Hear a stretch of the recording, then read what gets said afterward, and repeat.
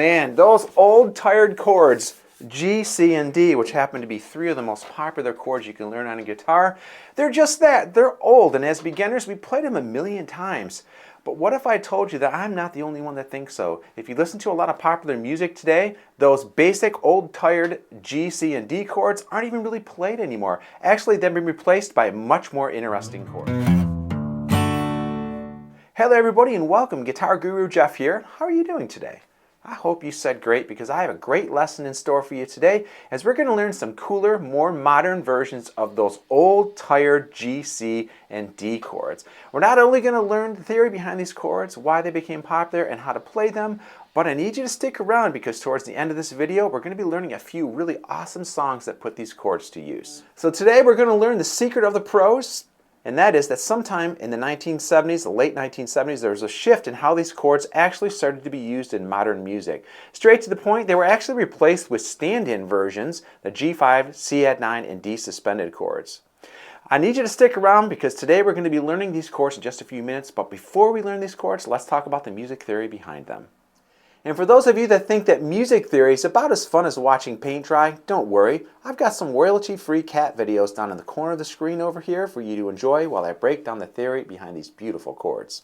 Alright, let's talk about the C add 9 chord. Now this chord is formed by adding the 9th note to the chord, in this case the C5 chord. For this chord we will be omitting the 3rd of the chord, which is the E note, leaving only the notes C, G, and D.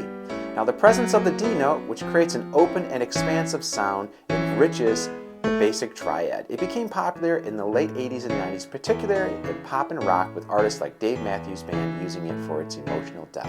Let's move on to the G5 chord.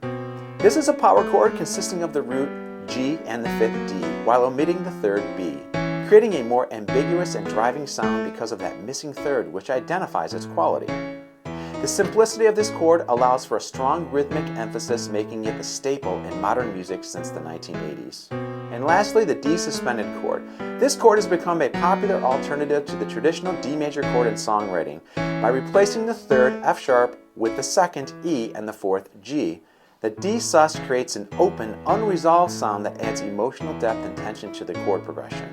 The use of the suspended chord reflects a broader trend in music toward richer harmonies, allowing artists to convey nuanced feelings while remaining relatable. Alright, now let's move on to how to play these chords. So for the G5 chord, we're going to be using 3 fingers. We're going to be using the 2nd finger, the 3rd, and the 4th.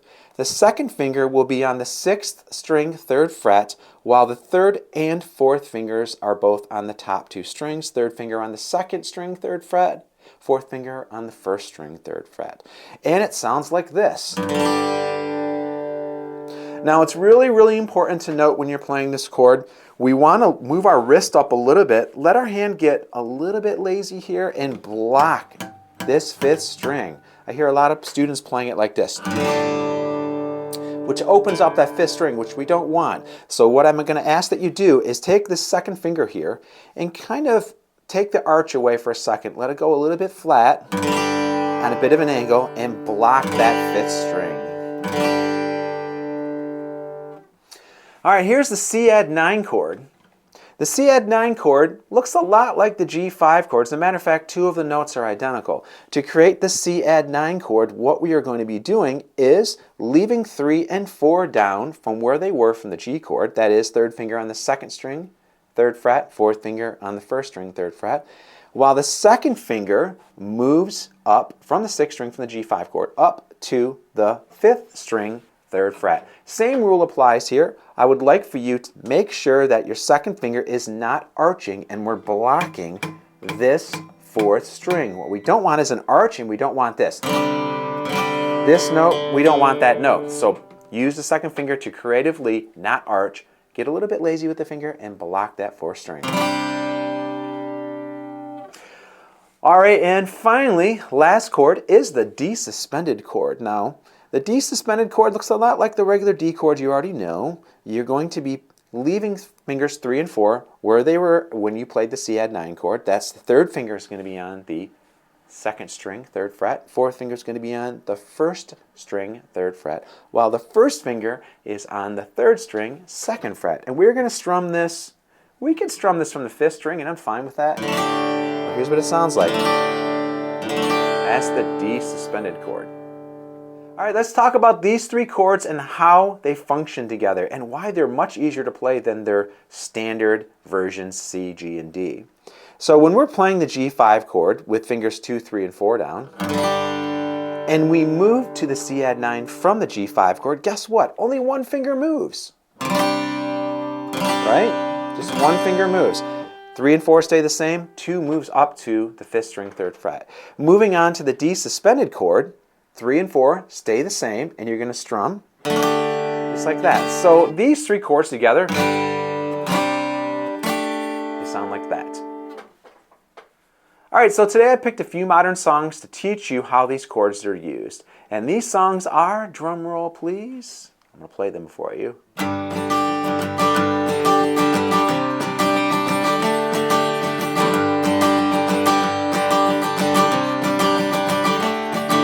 There's song number 1. For song number 2, I need a capo. Here's our capo right here, right? So for our capo, 2nd fret.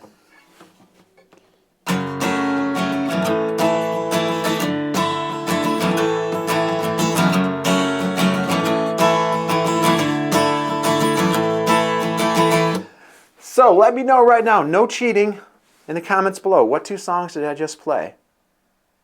Yep, you're right. Very first song was Time of Your Life by Green Day, and the second song was a song by Shabuzi, a bar song. All right, let's learn how to play Time of Your Life by Green Day. So for this song, using those three chords, G5, C add 9, and D suspended 4th, we have a strum pattern that's going to look like this.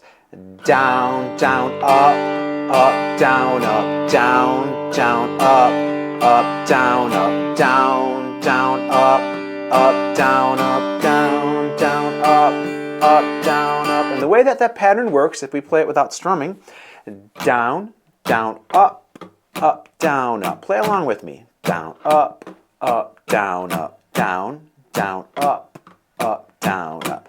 That pattern is going to go twice for the G5, once for the C add 9, and once for the D suspended 4th. Let's play together. Let's go slow. 1, 2, 3, 4.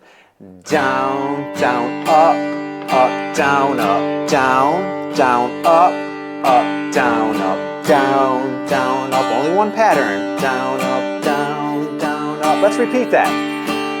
Down, down, up, down, down, down, up, down, down, down, up, down, down, down, up, down, up. All right, let's move along to the next song. It's recommended to use a capo for this song because this puts us in the key of the actual song. Capo, 2nd fret.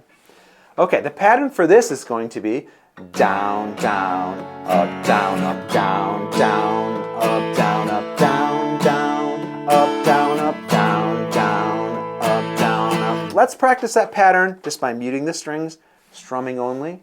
After 4. 1, 2, 3, 4, go. Down, down, up, down, down, down, up, down, down, down, up, down, down, down, up, down, up. So that pattern of down, down, up goes once for each chord. The very first chord's an E minor. The next chord's a G5. The next chord's going to be a C add 9, and then it goes back to a G. Let's play it together after 4. 1, 2, 3, 4, go. Down, down, up, G5, down, up, C add 9, up, G5.